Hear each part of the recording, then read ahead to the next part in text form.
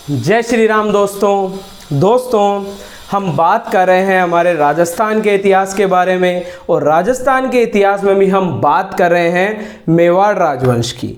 दोस्तों, मेवाड़ राजवंश की जब हम बात कर रहे हैं, और इन बातों के साथ साथ मैंने सबसे पहले आपको बताया था कि हमारे राजस्थान में जो राजपूत राज्य हैं इनका उदय किस प्रकार हुआ, और इनके उदय के बाद हम देख रहे हैं कि राजपूत राज्यों में भी सबसे पहले हमने मेवाड़ राजवंश को देखा, और मेवाड़ राजवंश में भी जो पहला नाम हमने देखा वो नाम था मेवाड़ राज्य के संस्थापक गुहिल का, यानी गुहिलादित्य। जो गुहिलादित्य कौन है? भगवान श्री राम के जो पुत्र हैं कुश, उन्हीं के ये क्या हैं? वंशज कहलाए। अब दोस्तों उसके बाद देखिए गुहिलादित्य ने क्या है आपके स्थापना कर दी किसकी? मेवाड़ राजवंश की। उसके बाद जो हमने सबसे इंपॉर्टेंट पढ़ा है वो पढ़ा है बप्पा रावल।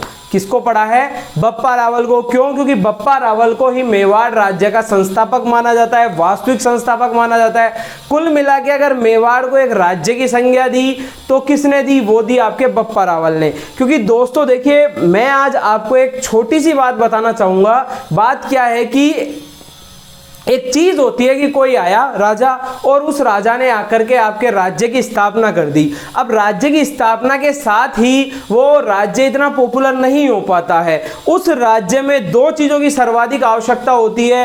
एक होती है कि उस राज्य की मुद्रा प्रणाली क्या होगी, और दूसरी होती है कि उस राज्य की भू राजस्व व्यवस्था क्या होगी। तो इन दोनों ही चीजों को जब पहली बार अमली जामा पहनाया, अस्तित्व में लाया, देखिए मैंने आपको बताया भी था, बप्पा रावल जब पढ़ाया था तो कहा था आपसे कि बप्पा ने ही सबसे पहले सोने के सिक्के जारी किए थे। तो दोस्तों जो व्यक्ति पहले सिक्के जारी कर रहा है, चाहे वो गोल्ड का हो, किसी अन्य चीज का हो, यानी उसने क्या एक मुद्रा प्रणाली बना दी। और जब मुद्रा प्रणाली होगी तो आपके पास क्या होगा? व्यापार होगा, और व्यापार होगा तो आप क्या कर पाएंगे? अपनी अर्थव्यवस्था को सुदृढ़ बना पाएंगे।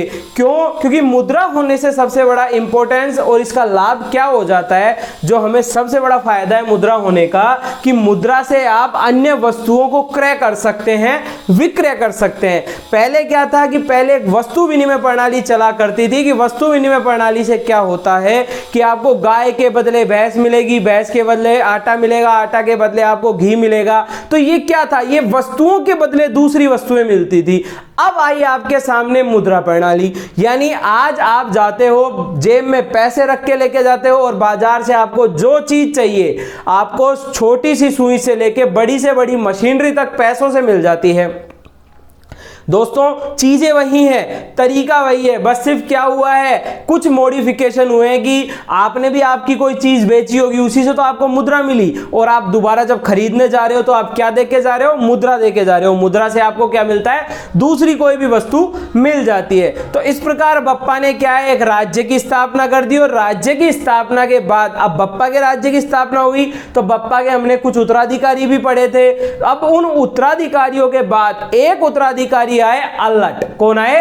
अल्लट आए। और अल्लट एक ऐसे उत्तराधिकारी थे जिन्होंने क्या किया? उन्होंने सबसे पहले की मेवाड़ राजवंश में एक नौकरशाही की स्थापना की। किसकी स्थापना की? नौकरशाही की स्थापना की। और साथ में देखिए अल्लट के बारे में हमें दो तीन चीजें बड़ी मिलती हैं, जैसे कि उन्होंने हूण राजकुमारी से विवाह किया था, हरिया देवी से, ठीक है। उसके अलावा दूसरी बात कि उन्होंने नौकरशाही स्थापित की थी। उसके अलावा हम देखते हैं कि अल्लट का जो नाम है वो मेवाड़ की जो ख्यात है, जैसे मेवाड़ में सबसे प्रसिद्ध ख्यात तो किसकी है? मुहैणोत नैनसी की नैनसीरी ख्यात। सबसे प्रसिद्ध कौन सी है? नैनसीरी ख्यात। तो इस प्रकार की जो ख्यात है, मतलब ख्यात का मतलब क्या होता है? जो राजवंशों की ख्यातियों को क्या करेंगी? बयान करेंगी। वो क्या कहलाती हैं? वो ख्यात कहलाती है। तो उन्हीं ख्यातों में से जो स्वरूप, मतलब मेवाड़ की जो ख्यात है, उन ख्यातों में जो सबसे स्पेशल नाम है वो किसका नाम है? अल्लट का। और अल्लट का भी क्या नाम है? उसमें आबू रावल नाम है। क्या है दोस्तों? आबू रावल नाम है। तो दोस्तों आज हम बात कर लेते हैं थोड़ा सा अल्लट के बारे में, और उसके साथ दोस्तों सबसे इंपॉर्टेंट बात जो मैं आपसे कहना चाहता हूं कि देखिए आपको करना क्या है आपको, हमारे चैनल का नाम क्या है आप सभी को पता है, कैरियर मेकिंग इंस्टीट्यूट। इसे आपको सब्सक्राइब करना है, साथ में बेल आइकन का बटन प्रेस करना है और वो भी ऑल वाला आपको प्रेस करना है, ताकि हर वीडियो की नोटिफिकेशन आपको समय पर मिलती रहे। दोस्तों इसी के साथ आपको हमारे जो वीडियोस जो हम आपके लिए मेहनत कर रहे हैं, इनको आपको दूसरे लोगों तक की भी क्या करना है, पहुंचाना है, ताकि उनको भी इसका क्या मिल सके, लाभ मिल सके। तो दोस्तों आइए शुरू करते हैं। मेवाड़ राजवंश में आज अल्लट की कहानी शुरू करते हैं। तो दोस्तों जो आपके अल्लट हैं, अल्लट क्या है कि अल्लट का टाइम पीरियड आपको 951 से 971 के बीच का क्या है, प्राप्त होता है। भिन्न भिन्न पुस्तकों में अलग अलग टाइम पीरियड है, किसी में 953 से 971 के बीच का भी दे रखा है, लेकिन मैं आपको कुछ प्रमाणिक पुस्तकों के आधार पर वो टाइम पीरियड बताऊंगा। तो हम बात कर रहे हैं अल्लट की। अब अल्लट का जो टाइम पीरियड है वो क्या है दोस्तों, 951 से 971 एडी। एडी यानी आपके ईसवी का समय है। क्या है, ईसवी का समय है। अब जो आपके अल्लट थे, अल्लट के बारे में मैंने आपको बताया कि इनको मेवाड़ की ख्यातों में आबू रावल नाम दिया गया है। तो हम देख लेते हैं कि इनको मेवाड़ की ख्यातों में, मेवाड़ की ख्यातों में क्या नाम दिया है, आबू रावल।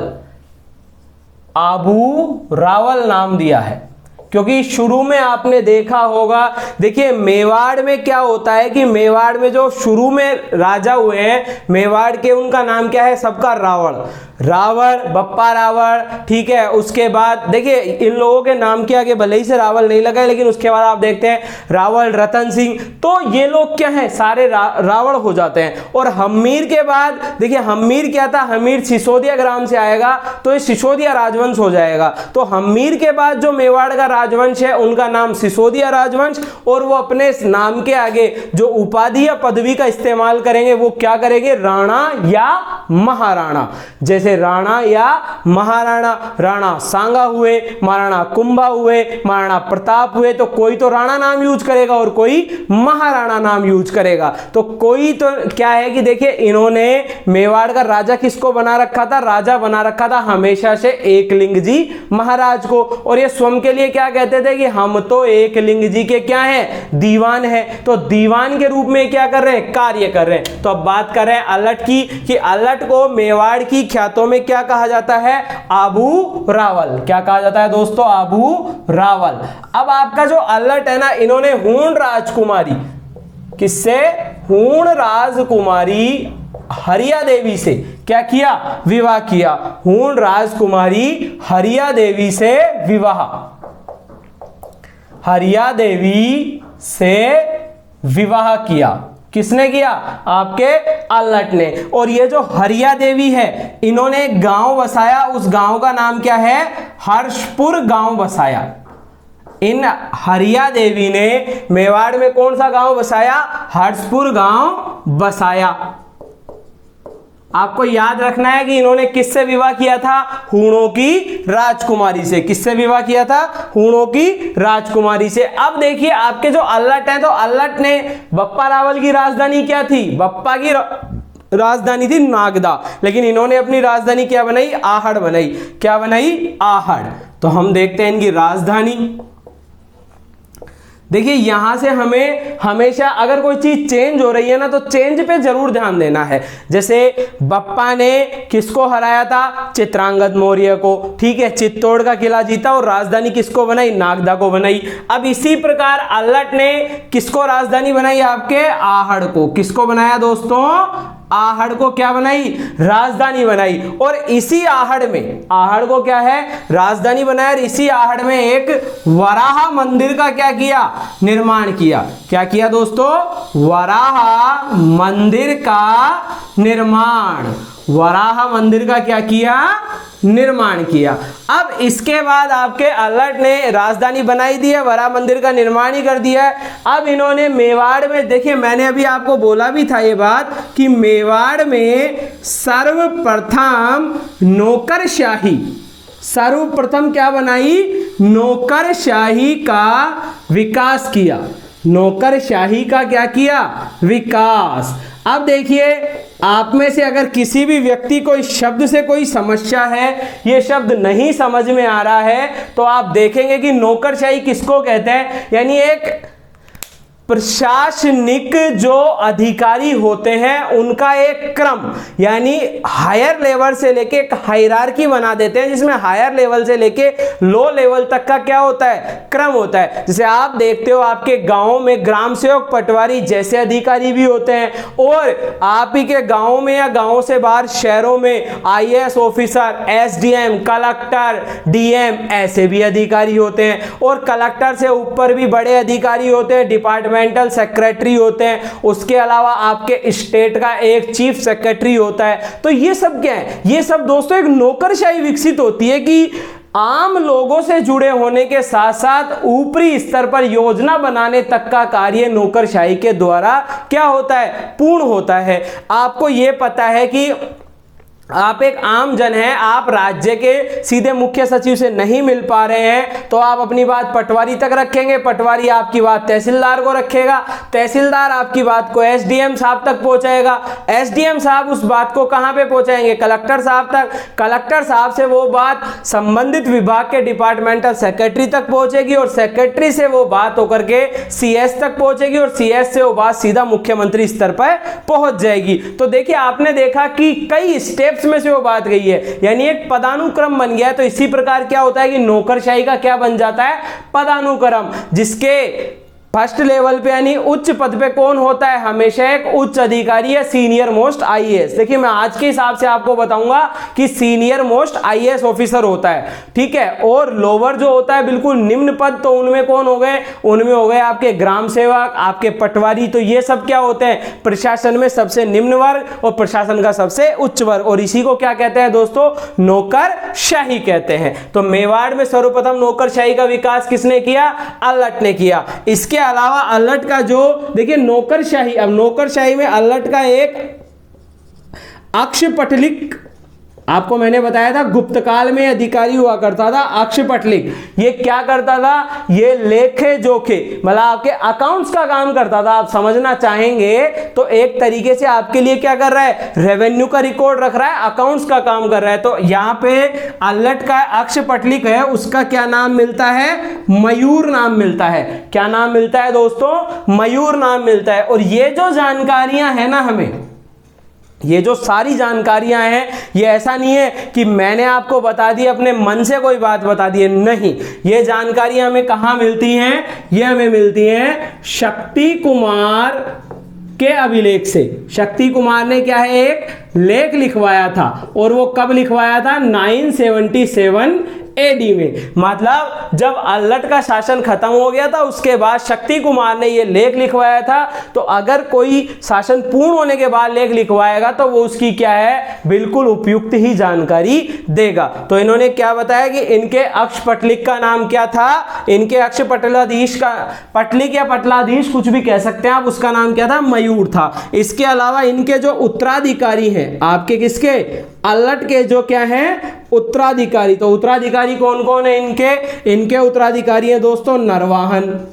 कौन है, नरवाहन है। इसके अलावा शालीवाहन है।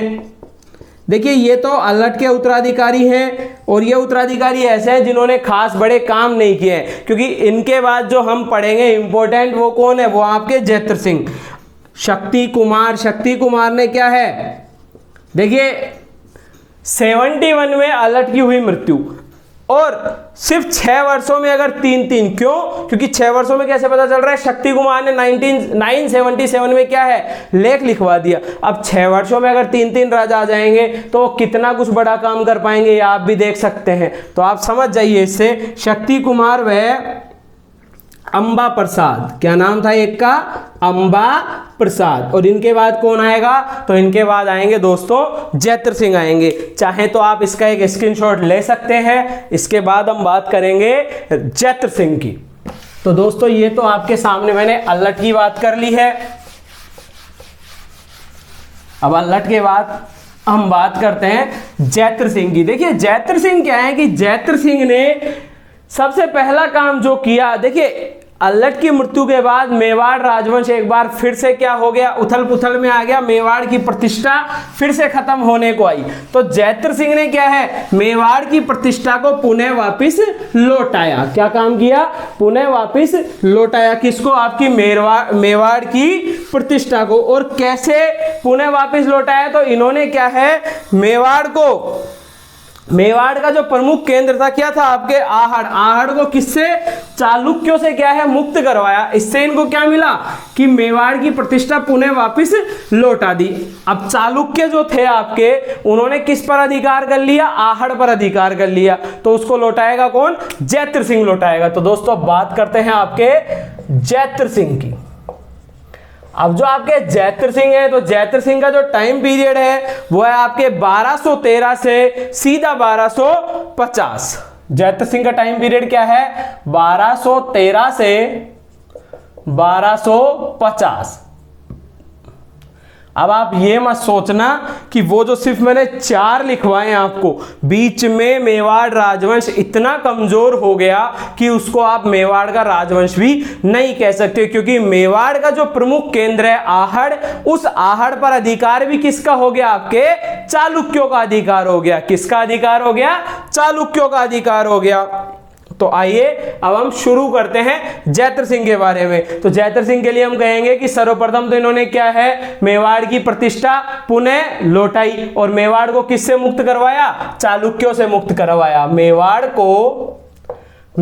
के प्रमुख केंद्र या एक तरीके से राजधानी, प्रमुख केंद्र या राजधानी आहड़ को चालुक्यों से मुक्त करवाया। आहड़ को क्या किया दोस्तों, चालुक्यों से मुक्त करवाया। ठीक है, मेवाड़ के प्रमुख केंद्र आहड़ को क्या किया, चालुक्यों से मुक्त करवाया।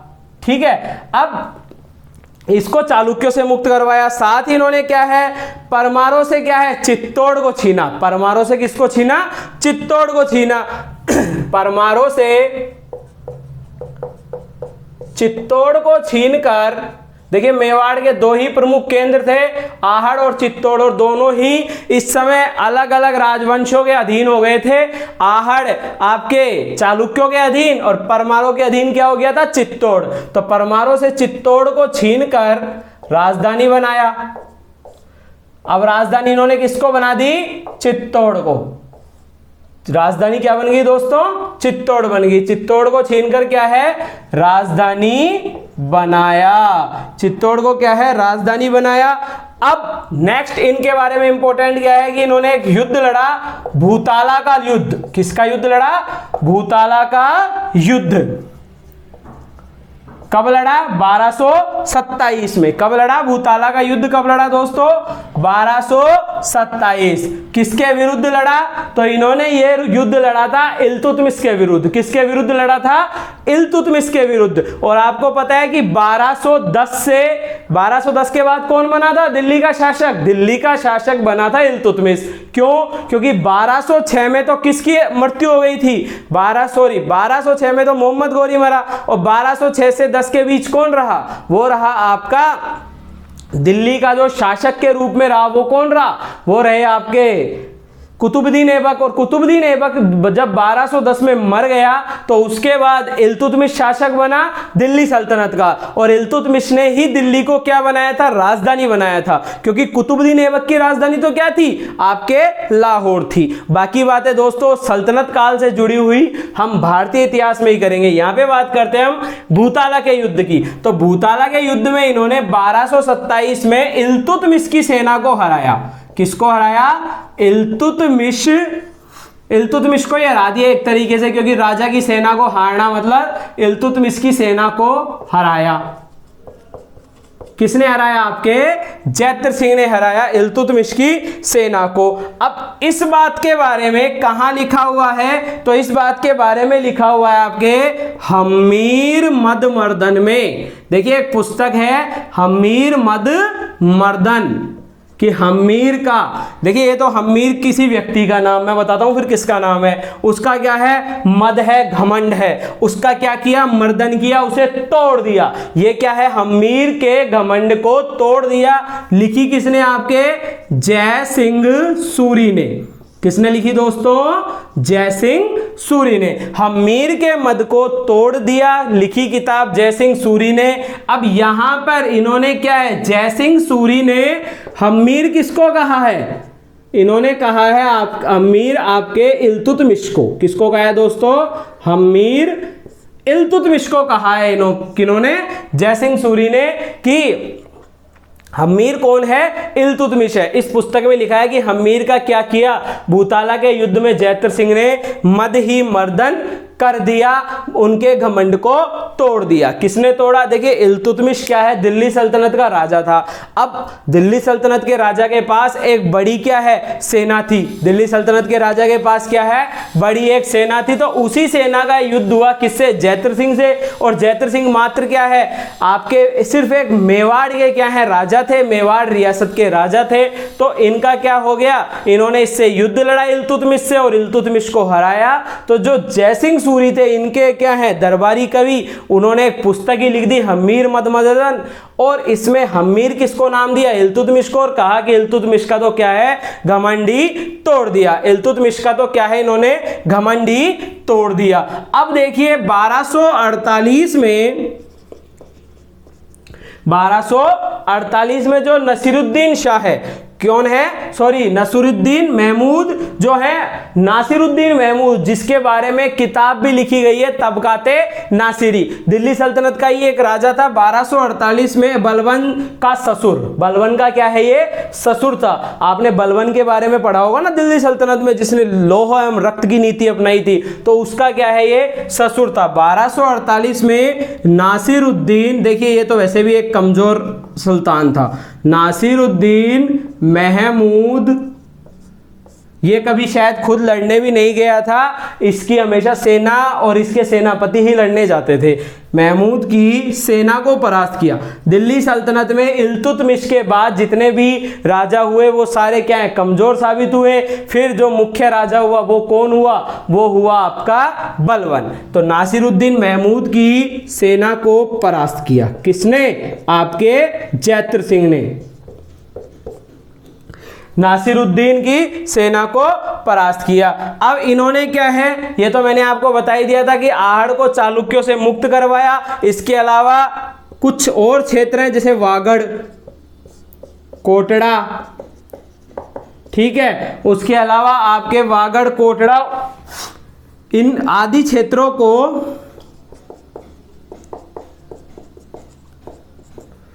अपने साम्राज्य में क्या है, सम्मिलित किया। अपने साम्राज्य में सम्मिलित किया। किसने किया, अपने साम्राज्य में सम्मिलित किया। किसने, आपके जैत्र सिंह ने।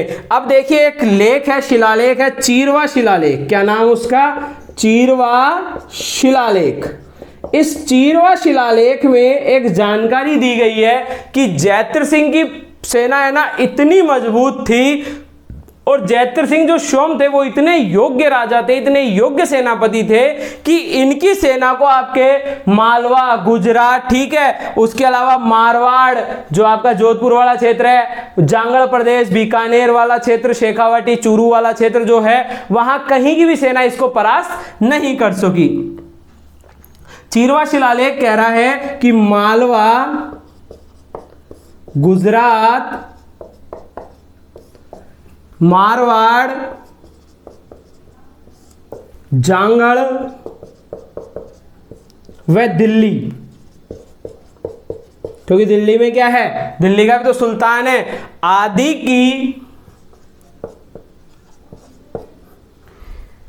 आदि के शासक भी जैत्र सिंह को परास्त नहीं कर सके। जैत्र सिंह को परास्त नहीं कर सके।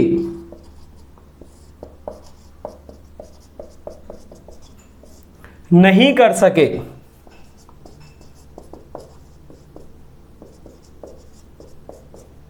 ठीक है। इसके जो चीरवा शिलालेख कह रहे हैं कि मालवा, गुजरात, मारवाड़, जांगड़। देखिए मालवा आपका कहाँ है? मध्य प्रदेश में। गुजरात आप सब जानते ही हैं। मारवाड़ जो आपके जोधपुर राज्य हो जाएगा। जांगड़ बीकानेर, चूरू वाला क्षेत्र। इसके अलावा दिल्ली जो सुल्तानों के अधीन था, दिल्ली सल्तनत का पार्ट है। यहाँ के सबके राजा ही क्या है आपके जयद्रथ सिंह को कभी पराजित नहीं कर पाए। अब इसका जो इंपॉर्टेंट कारण था ना कि ये कभी पराजित नहीं हुए, तो एक इनके दो सेनापति हैं, उनके नाम आप देख लीजिए, मदन और वालाक। क्या नाम है दोस्तों? मदन और वालाक। इनके क्या है? सेनापति थे।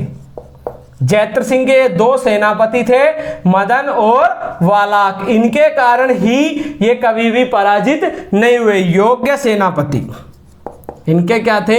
ये योग्य सेनापति थे और इनके कारण ही ये कभी भी पराजित नहीं हुए। तो अब आप चाहें तो इसका एक स्क्रीनशॉट ले लीजिए, क्योंकि अब जयद्रथ सिंह का जो उत्तराधिकारी आएगा वो आएगा आपके तेज सिंह। तेज सिंह भी देखिए काफी इंपॉर्टेंट रहे, इसलिए हम उनकी भी बात कर लेते हैं। तो देखिए दोस्तों, आप अब बात करेंगे दोस्तों हम तेज सिंह की। जयद्रथ सिंह के बाद किसकी बात करेंगे?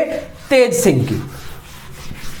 तो हम तेज सिंह की बात जब करेंगे तो कहेंगे कि तेज सिंह जो हैं, इनकी पहली जो पत्नी, इनकी जो पत्नी है जेतल देवी, इन्होंने क्या है? चित्तौड़ में एक पार्श्वनाथ मंदिर बनवाया था। श्याम पार्श्वनाथ मंदिर का निर्माण करवाया था। और जयद्रथ सिंह ने कई सारी उपाधियां ली और इन्हीं के शासनकाल में आपके जो वो है ना श्रावक प्रतिक्रमण सूत्र चूर्णी, उसका भी क्या है? चित्रण हुआ है। तो हम सबको ही देख लेते हैं एक बार। तेज सिंह के बारे में भी देख लेते हैं दोस्तों। फिर उसके बाद तेज सिंह के बाद बहुत इंपॉर्टेंट शासक आएंगे, उनके बारे में हम अलग से पढ़ेंगे। अलग से ही क्या, एक पूरी क्लास में पढ़ेंगे रावल रतन सिंह के बारे में। क्योंकि रावल रतन सिंह इंपॉर्टेंट इसलिए भी हो जाते हैं कि वो हमारी स्वाभिमानता, स्वाधीनता के प्रतीक हैं, और साथ में उन्होंने मुकाबला भी किसका किया था? दिल्ली सल्तनत के सबसे खतरनाक सुल्तान का। मेरी नज़रों में शायद दिल्ली सल्तनत का जो सबसे खतरनाक सुल्तान है वो आपका अलाउद्दीन खिलजी ही था, क्योंकि अलाउद्दीन और बलबन इन दो ही लोगों को सबसे खतरनाक सुल्तान माना जाता है। तो अब बात करेंगे हम आपके किसकी? तेज सिंह की। किसकी बात कर रहे हैं दोस्तों? तेज सिंह की बात करेंगे। अब तेज सिंह का जो शासनकाल है वो कब से कब का है? 1250 से 1273 का। ये तुरंत किसके बाद आ गए? आपके जयद्रथ सिंह के बाद कौन आ गया? तेज सिंह। इनकी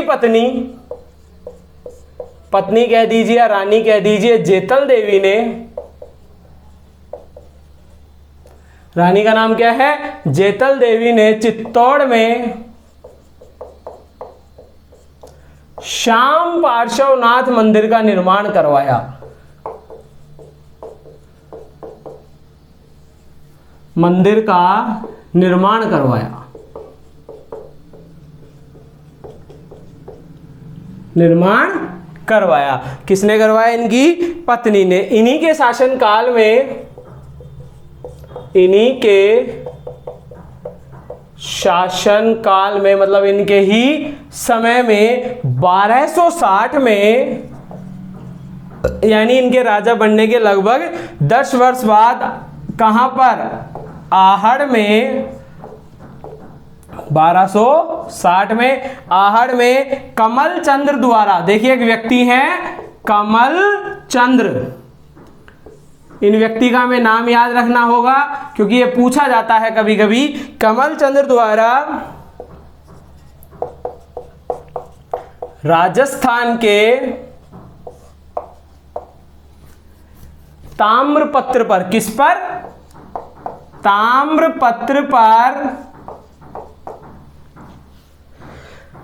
चित्रित प्रथम ग्रंथ, राजस्थान का ये प्रथम ग्रंथ है जो क्या है? ताम्रपत्र पर क्या हुआ है? चित्रित हुआ है। श्रावक प्रतिक्रमण चूर्णी, क्या नाम है इनका? श्रावक प्रतिक्रमण सूत्र चूर्णी। चित्रित प्रथम ग्रंथ किस पर चित्रित है? ताम्रपत्र पे। मैं भी आपको इसके बारे में बताता हूं, एक बार हम लिख लेते हैं इसका नाम। श्रावक प्रतिक्रमण सूत्र चूर्णी। क्या नाम है दोस्तों? श्रावक प्रतिक्रमण सूत्र चूर्णी, ये ग्रंथ का नाम है, का चित्रण किया गया। देखिए आपके तेज सिंह है, तो तेज सिंह की पत्नी थी जेतल देवी, तो जेतल देवी ने तो एक मंदिर बनवा दिया चित्तौड़ में, श्याम पार्श्वनाथ मंदिर। इसके अलावा इन्हीं तेज सिंह के शासनकाल में, समय है 1260, 1260 में जगह है आहड़। आहड़ क्यों इंपॉर्टेंट है? क्योंकि ये क्या है, आपके मेवाड़ राजवंश की एक तरह से दूसरी राजधानी हो जाती है। क्यों? क्योंकि आपके जैत्र सिंह से जस्ट पहले तक राजधानी क्या थी, आपकी आहड़ ही थी। जैत्र सिंह ने चित्तौड़ को बनाया, तो आहड़ में एक चित्रकार है कमलचंद्र। कमलचंद्र ने किस पर? ताम्रपत्र पर। किस पर दोस्तों? ताम्रपत्र पर। जैसे आपके सामने कागज होता है, वैसे ही पहले क्या है, पतले सा तांबे का एक कागज होता है, उसी के ऊपर चित्रकारी करते हैं। ताम्रपत्र पे क्या करते हैं दोस्तों? चित्रकारी करते हैं। और कौन से ग्रंथ? श्रावक प्रतिक्रमण सूत्र चूर्णी का क्या किया? चित्रण किया। श्रावक प्रतिक्रमण सूत्र चूर्णी का क्या है? चित्रण किया। अब आपके जो ये तेज सिंह थे, इन्होंने कुछ उपाधियां भी ली थी दोस्तों, और उपाधि भी कैसी? गुप्त शासकों जैसी ही ली थी। कौन कौन सी उपाधि थी? परम भट्टारक। क्या है? परम भट्टारक। इसके अलावा महाराजाधिराज, महाराजा धीराज। देखिए मैंने आपको पहले ही बताया कि इन्होंने कैसी ली है? गुप्त शासकों जैसी उपाधियां ली हैं। साथ में क्या है, आपकी एक और उपाधि है परमेश्वर। क्या नाम है? परमेश्वर। इनके जो उत्तराधिकारी है ना, उत्तराधिकारी वो कौन था? इनका उत्तराधिकारी था दोस्तों समर सिंह। क्या नाम है? समर सिंह। समर सिंह। इनके उत्तराधिकारी का नाम क्या है? समर सिंह। और समर सिंह का टाइम पीरियड क्या है? 1273 से 1302। 1273 से क्या है? 1302 है। और आपके समर सिंह को ही क्या कहा जाता है? शत्रुओं की शक्ति का अपहत करता। क्या कहा जाता है? शत्रुओं की शक्ति का अपहर्ता या अपहर। शत्रुओं की शक्ति का क्या है? अपहर्ता। क्या है? शत्रुओं की शक्ति का अपहर्ता। कौन है आपका? समर सिंह। देखिए तेज सिंह के बाद आए समर सिंह। अब समर सिंह की मृत्यु होने के बाद कौन आएगा? तो वो आएंगे समर सिंह के पुत्र रावल रतन सिंह। तो अब हम ये देख रहे हैं कि तेज सिंह की पत्नी जेतल देवी ने, देखिए हमने सब चीज देख ली है। अब उनका उत्तराधिकारी कौन है? समर सिंह। समर सिंह को क्या कह रहे हैं कि ये तो शत्रुओं की शक्ति का अपहर्ता है, मतलब शत्रुओं के पास जो शक्ति है उसको क्या कर लेता है? स्वयं में अवशोषित कर लेता है। ये इतना वीर है कि शत्रु अपनी शक्ति इसके सामने नतमस्तक कर देते हैं और ये स्वयं में उनको अवशोषित कर लेता है। जैसे आपने बाली की कहानी सुनी होगी, तो बाली के अंदर तो क्या है, उसको वरदान था कि शत्रु की आदि शक्ति उसी के अंदर आ जाएगी। इसको ऐसा कोई वरदान नहीं था, लेकिन ये इतना शक्तिशाली बताया जाता है, था या नहीं था वो हमें भी नहीं पता, लेकिन इतना शक्तिशाली बताया जाता है और होगा दोस्तों, क्योंकि 73 से 1302 तक क्या है, इसका कंटिन्यू शासनकाल रहा है। तो ये इतना शक्तिशाली बताया गया आपका समर सिंह कि ये क्या कर लेता था? शत्रुओं की शक्ति को अपहरता यानी अपने अंदर हर लेता था। इसके बाद आएंगे आपके रावल रतन सिंह। रावल रतन सिंह की बात हम कल करेंगे। दोस्तों कोशिश की है मैंने आपको बहुत बढ़िया तरीके से चीजें समझाने की। तो आपको अगर ये वीडियो अच्छी लगी है तो वीडियो को लाइक जरूर कर देना, इसे अपने दोस्तों तक शेयर करना और हमारे चैनल कैरियर मेकिंग इंस्टीट्यूट को सब्सक्राइब जरूर करना। धन्यवाद दोस्तों।